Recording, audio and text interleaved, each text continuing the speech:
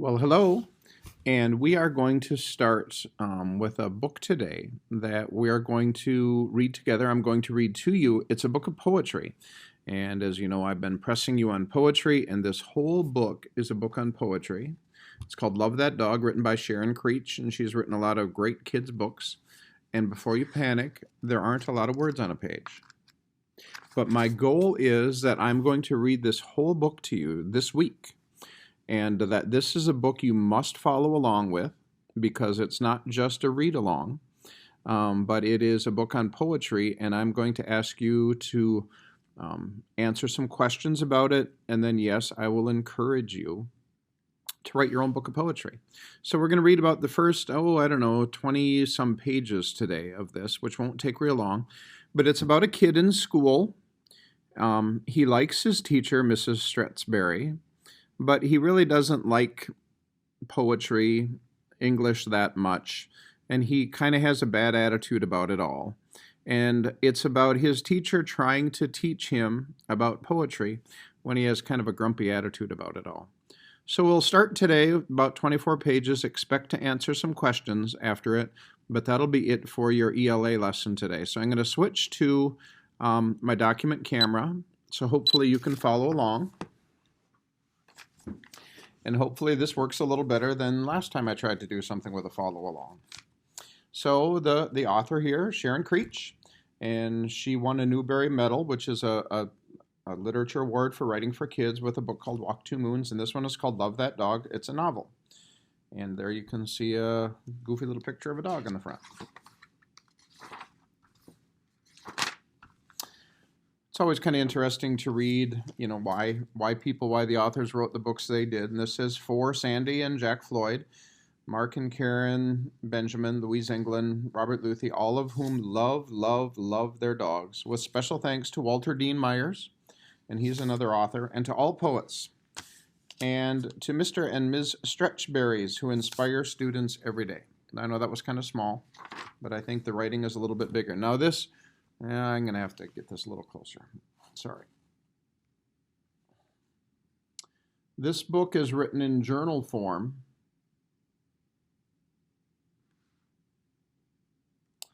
And so there's, every day or so, there's a journal entry. And our character's name is Jack, and Jack is the name of the student. And he's in room 105 with Miss Stretchberry, and she is the teacher. So the first entry is on September 13th, so it would be toward the beginning of school. I don't want to, because boys don't write poetry. Girls do. So there you notice how it was written, and you notice what he thinks about poetry. I'll probably ask you that question. September 21st. I tried. Can't do it. Brain's empty. Maybe you felt like that. September 27th. I don't understand the poem about the red wheelbarrow and the white chickens, and why so much depends on them. If that is a poem about the red wheelbarrow and the white chickens, then any words can be a poem. You've just got to make short lines.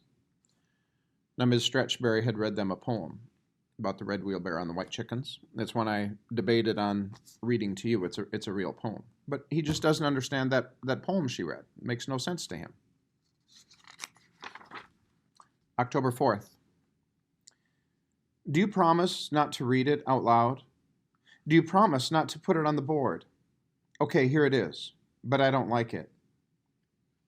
So much depends upon a blue car, splattered with mud, speeding down the road. So that's a poem that Jack wrote to his teacher, and he doesn't really like it, and he says, okay, fine, here it is, but don't put it on the board. October 10th, the teacher has written back to him. What do you mean, why does so much depend upon a blue car? You didn't say before that I had to tell why. The wheelbarrow guy didn't tell why. So he's talking about the poem that the teacher read a couple days ago. So she's asking him to give more detail to his poem. October 17th. What was up with the Snowy Woods poem you read today? Why doesn't the person just keep going if he's got so many miles to go before he sleeps? And why do I have to tell more about the blue car splattered with mud speeding down the road? I don't want to write about that blue car that had miles to go before it slept. So many miles to go in such a hurry. Did you see he added some things there already? October 24th.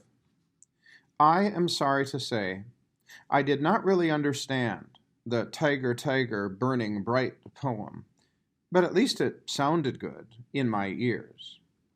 Here is the blue car with tiger sounds. blue car, shining bright in the darkness of the night. Who could see you speeding by like a comet in the sky? I could see you in the night, blue car, shining bright. I could see you speeding by like a comet in the sky. Some of the tiger sounds are still in my ears, like drums, beat, beat, beating. Now, Jack doesn't really know it yet, but he's kind of working on developing a poem. October 31st. Yes, you can put the two blue car poems on the board, but only if you don't put my name on them. November 6th. They look nice, typed up like that, on blue paper, on a yellow board. But still, don't tell anyone who wrote them, okay? And what does anonymous mean? Is it good? November 9th. I don't have any pets, so I can't write about one. And especially, I can't write a poem about one. November 15th. Yes, I used to have a pet. I don't want to write about it. You're going to ask me, why not? Right?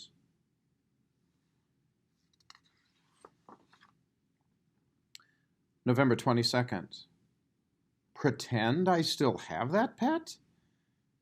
Can I make up a pet, a different one, like a tiger, or a hamster, a goldfish, turtle, snail, worm, flea?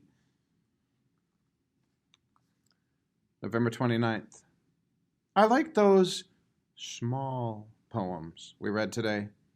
When they're small like that, you can read a whole bunch in a short time, and then in your head are all the pictures of all the small things from all the small poems.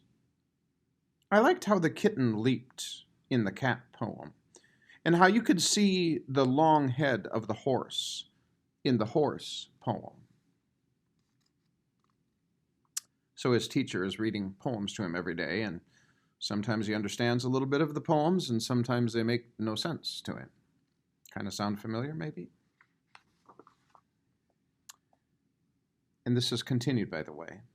And especially I like the dog in the dog poem, because that's just how my yellow dog used to lie down, with his tongue all limp and his chin between his paws, and how he'd sometimes chomp at a fly and then sleep in his loose skin, just like that poet, Miss Valerie Worth, says in her small dog poem.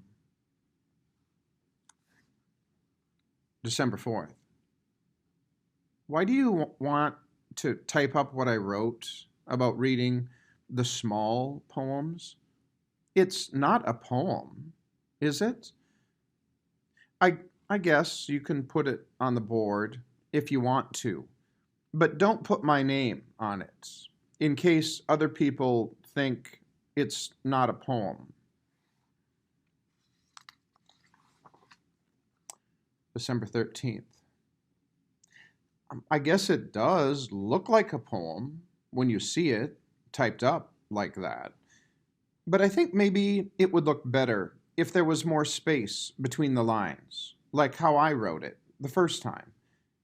And I like the picture of the yellow dog you put beside it, but that's not how my yellow dog looked. Now, maybe you caught on to this, maybe you didn't, but his teacher asked him to write a poem about a pet, and he said he didn't want to. And now we see that he's admitted that he did have a yellow dog. So there's some reason, we don't know what yet. January 10th. I really, really, really did not get the pasture poem you read today. I mean, somebody's going out to the pasture to clean the spring and to get the little tottery calf while he's out there. And he isn't going to be gone long. And he wants you, who is you, to come too. I mean, really. And you said that Mr. Robert Frost, who wrote about the pasture, was also the one who wrote about those snowy woods and the miles to go before he sleeps? Well, I think Mr. Robert Frost has a little too much time on his hands.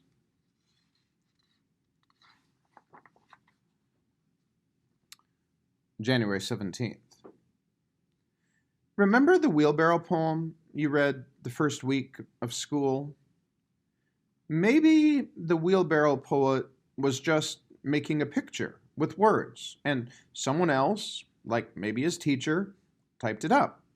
And then people thought it was a poem because it looked like one, typed up like that. And maybe that's the same thing that happened with Mr. Robert Frost. Maybe he was just making pictures with words about the snowy woods and the pasture, and his teacher typed them up, and they looked like poems, so people thought they were poems. Like how you did with the blue car things and reading the small poems thing on the board. Typed up, they look like poems, and the other kids are looking at them, and they think they really are poems. And they are all saying, who wrote that? And that's where we're going to stop with the poetry book today. So I don't know what your experience with writing poems is and your playing with language. But this gives us this really good idea that not all poems have to rhyme. And some of you in things that you've written to me in the last few days, you've really worked to make rhyming things, and that's fun. Rhyming is fun. But poems really, like Jack just said there at the end, with talking about Mr. Robert Frost, is they are making pictures in our minds with words. A few words that have a great deal of meaning. So anyway, that's your reading for today out of Sharon Creech's Love That Dog. There will be a couple of questions because I do want to make sure, in order to give you credit, that you are following along. So look for a separate assignment of some short questions. Okay, if this all worked, I will plan on doing a very similar thing tomorrow. So look for that tomorrow. See ya.